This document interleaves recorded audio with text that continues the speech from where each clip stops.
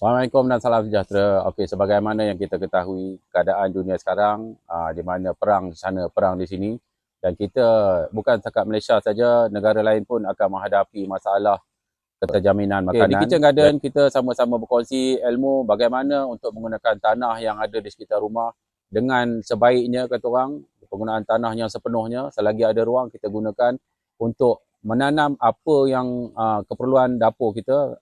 Bak kata Menteri Keterjaminan Makanan kita, tanam apa yang kita makan, makan apa kita tanam. Sekarang saya akan tunjukkan teknik-teknik penanaman di sekitar rumah kita.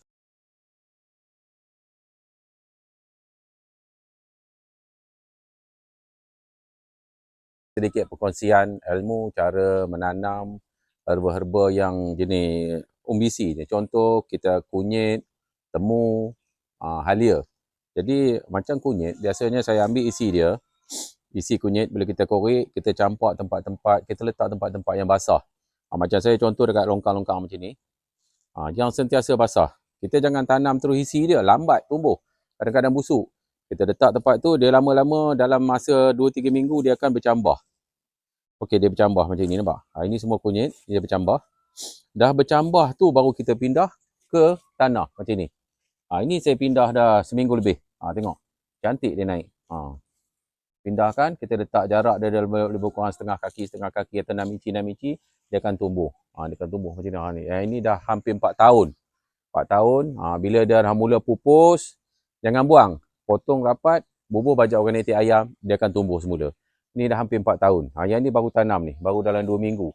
Kita ambil dalam longkang yang dah cambah-cambah macam ni, kita alih saja kemari. Senang sangat. Ini tengok, cantik. Yang ni pun dah dekat setahun lebih dah ni. Okey, satu lagi teknik. Kalau orang tanam kunyit, biasa dia tanya, kalau ulat macam mana nak elakkan kunyit tu, makan ulat. Soalan pertama dia, banyak mana kunyitnya? Kalau setakat kunyit sepokok 2, macam ni lah. Kalau sepokok 2, kita tak perlu nak sembuh racun. Tengok ni, ni ulat makan. Nampak? Ni ada ulat kan? Jadi kita picit je ulat tu. Dah. Selamat dah ulat tu. Bila kita buka, tengok. Ulat dah kena picit. Tu. Nampak dah mati. Jadi tak perlu sembuh racun.